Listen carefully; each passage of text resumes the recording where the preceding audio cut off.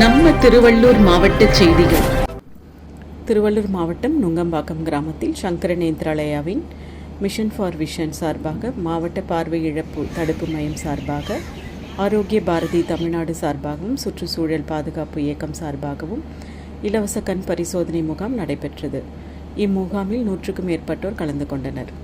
கண் சிகிச்சை வந்தவர்களுக்கு ஊராட்சி மன்ற தலைவர் பிரபாகரன் மற்றும் ஊராட்சி மன்ற துணைத் தலைவர் ஜெயஸ்ரீ புருஷோத்தமன், ஊராட்சி மன்ற கவுன்சிலர் கோவிந்தம்மாள் விஜயராகவன் மரக்கன்றுகளை கொடுத்தார்கள் மற்றும் வெயிலில் வரும் மக்களுக்கு நீர்மோர் கொடுக்கப்பட்டது.